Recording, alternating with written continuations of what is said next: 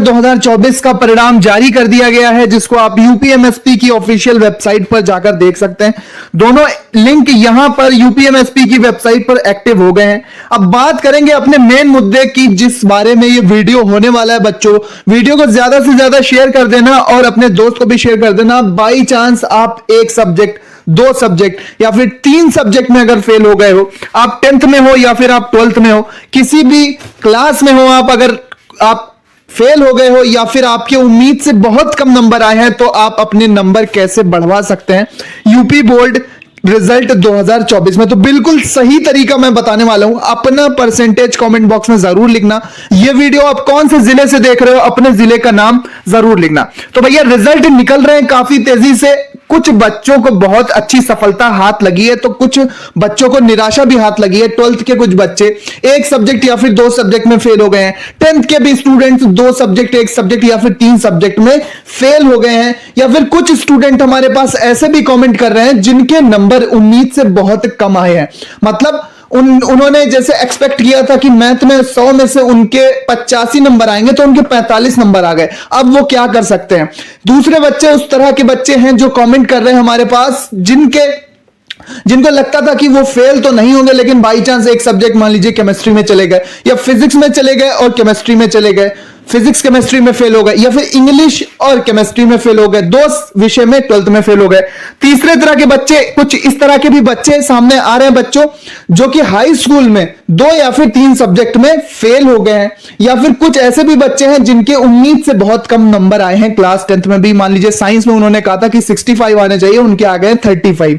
ठीक है, 65 की जगह पे 35 नंबर मिले हैं भैया। तो वो कैसे नंबर अपने बढ़वा सकते हैं? वीडियो को लास्ट तक देख लेना, बिल्कुल सही तरीका मैं आपको बताने वाला हूं। वीडियो को शेयर कर दो। तो चलो देखते हैं कौन कौन से तरीके हैं जिससे आप अपने अंकों को बढ़ा सकते हैं, या फिर फेल है तो फिर आप अपनी परीक्षा को पास कर सकते हैं। तो चलो देखते हैं।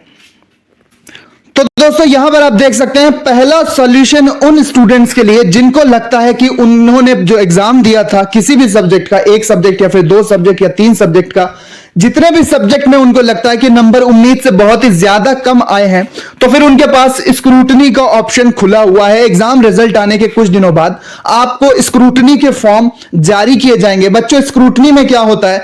स्क्रूटनी में आपकी कॉपी को एक बार फिर से देखा जाता है। यह देखा जाता है कि सही से आपको नंबर दिए गए हैं, मार्किंग सही की गई है, या कुछ ऐसा तो नहीं हुआ है कि कुछ प्रश्न आपके छूट गए हों चेक होने से, या एग्जामिनर ने धोखे में गलती से आपको कम नंबर दे दिए, या आपके कुछ क्वेश्चंस चेक होने से रह गए हैं। तो रीएवोल्यूशन या स्क्रूटनी का फॉर्म आप भर सकते हैं।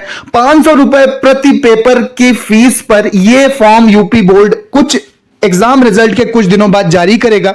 इसको आप भर के अपनी कॉपी का रीइवैल्यूएशन करा सकते हैं, कॉपी को रीचेक करा सकते हैं। मतलब रीचेकिंग में यह नहीं होगा कि आपकी कॉपी फिर से चेक की जाएगी, लेकिन यह इंश्योर किया जाएगा कि कॉपी की रीचेकिंग के दौरान यह चेक किया जाएगा कि आपके मार्क्स का जो टोटल है वो सही किया गया है, कहीं कुछ भूल चूक तो नहीं हो गई है, या कोई प्रश्न बिना चेक हुए तो नहीं रह गया है। तो अगर आपको लगता है, ये स्क्रूटनी का फॉर्म वो बच्चे भर सकते हैं जिनको लगता है कि भैया नंबर उम्मीद से बहुत कम आए हैं, एक सब्जेक्ट में, चाहे दो सब्जेक्ट में, चाहे तीन सब्जेक्ट में, जितने भी पेपर की, जितने भी विषय की आप स्क्रूटनी कराना चाहते हो, हर एक विषय की 500 रुपए प्रति फीस के हिसाब से फॉर्म निकलेगा स्क्रूटनी का। तो आपके पास स्क्रूटनी का ऑप्शन खुला होगा, आप अपनी स्क्रूटनी करा सकते हो। ये बच्चे वही स्क्रूटनी कराएं जिनको लगता है कि भैया नंबर 65 आना चाहिए था, आ गए हैं 30 या 32 या 35, तो नंबर बहुत ही कम आए, उम्मीद से बहुत ज्यादा कम, तो फिर आप स्क्रूटनी कराओ। बच्चे पूछते हैं कि भैया स्क्रूटनी में नंबर घट तो नहीं जाएंगे? जी नहीं, स्क्रूटनी में बच्चों नंबर घटेंगे नहीं, बढ़ते ही हैं। अगर बढ़ रहे होंगे, कुछ गलती हुई होगी, तो वो अगर गलती पकड़ जाती है तो आपके नंबर बढ़ जाएंगे, वरना नंबर घटेंगे नहीं। अब चलते हैं उन बच्चों के सॉल्यूशन की ओर जो एक सब्जेक्ट, दो सब्जेक्ट या फिर तीन सब्जेक्ट में फेल हो गए हैं, या फिर एक सब्जेक्ट, दो सब्जेक्ट, तीन सब्जेक्ट में उनके कम नंबर आए हैं। तो कम नंबर के लिए क्या सॉल्यूशन है बच्चों? स्क्रूटनी का सॉल्यूशन अभी मैंने आपको बताया कि 500 रुपए प्रति सब्जेक्ट या प्रति पेपर के हिसाब से आप स्क्रूटनी का फॉर्म भरेंगे। आपकी कॉपी को चेक कर लिया जाएगा कि कहीं चेक करने में गड़बड़ तो नहीं हुई है। जो बच्चे फेल हुए हैं एक सब्जेक्ट, दो सब्जेक्ट या तीन सब्जेक्ट में क्लास 10th या 12th में, उनके लिए क्या सॉल्यूशन है? तो चलो देखते हैं। तो बच्चों, यहां पर आप देख सकते हैं उन बच्चों के लिए एक सॉल्यूशन है जिनके कम नंबर जो एक सब्जेक्ट या एक से अधिक सब्जेक्ट में फेल हो गए, कम नंबर के लिए स्क्रूटनी है, बता दिया है। कंपार्टमेंट या कंपार्टमेंटल एग्जाम, कंपार्टमेंट परीक्षा यूपी बोर्ड हाई स्कूल और इंटर के परीक्षार्थियों को दे सकते हैं अगर वो फेल हुए। तो भैया सबसे पहले देख लो कि पास होने के लिए कितने अंक चाहिए।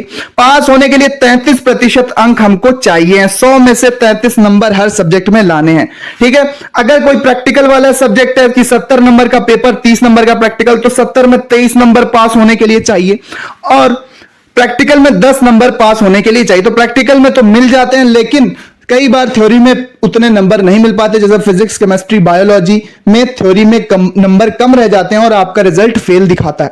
तो बच्चों, कंपार्टमेंट एग्जाम के कुछ दिनों बाद फॉर्म निकलते हैं।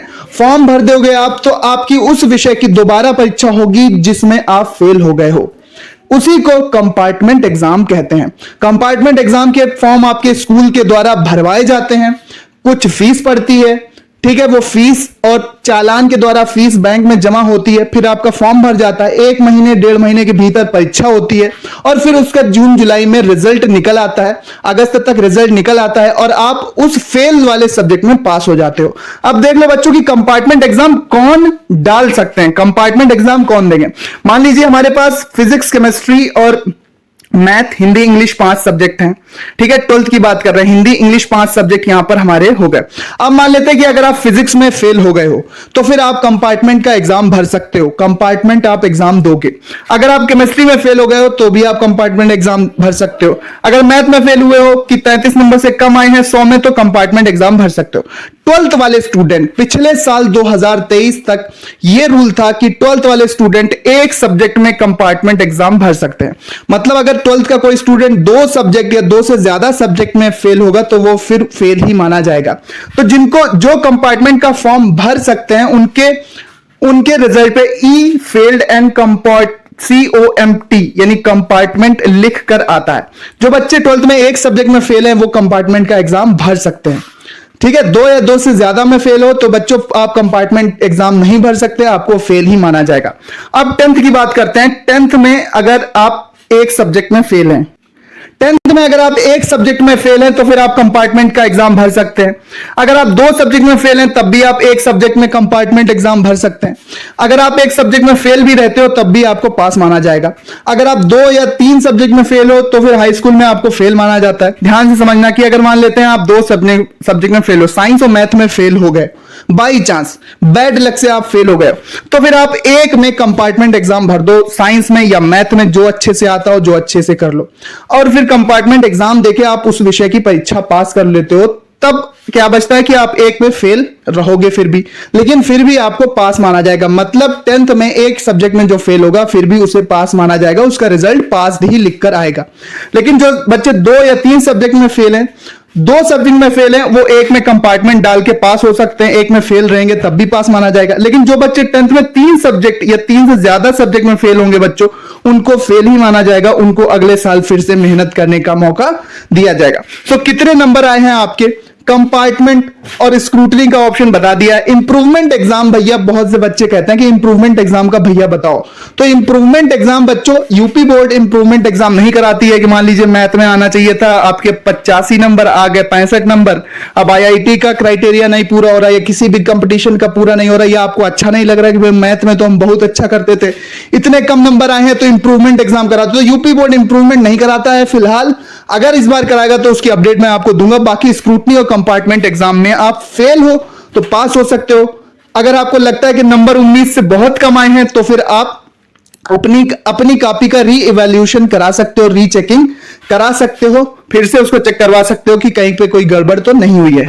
सो ये तरीके हैं जिनसे आप जेन्युइनली अपने मार्क्स को इंक्रीज करवा के आप फेल हो तो पास हो सकते हो, अगर कम नंबर हैं तो थोड़े बढ़ सकते हैं। अगर आप से एग्जामिनर सर से कहीं पर गड़बड़ हुई है तो वो ठीक हो सकता है। बाकी इंप्रूवमेंट एग्जाम अगर आता है कि नंबर कम आए फिर से एग्जाम देने को मिले, इंप्रूवमेंट एग्जाम कोविड काल में एक बार हुआ था जब परीक्षा ही नहीं हुई थी, तो जब रिजल्ट आया था तो जो बच्चे अपने एग्जाम रिजल्ट से असंतुष्ट थे उनको इंप्रूवमेंट का मौका दिया गया था कि हाँ भैया आओ परीक्षा दे लो, इंप्रूवमेंट कर लो, देखते हैं कितने नंबर आते। तो इंप्रूवमेंट एग्जाम वैसे नहीं होता है, अगर आएगा तो बताएंगे। बाकी कंपार्टमेंट और स्क्रूटनी के रूल्स हमने आपको समझा दिए हैं। कॉमेंट करो कितने % आए हैं, क्या प्रॉब्लम है वो भी लिख देना, अपने जिले का नाम जरूर लिखना। मिलते हैं अपने नेक्स्ट वीडियो में।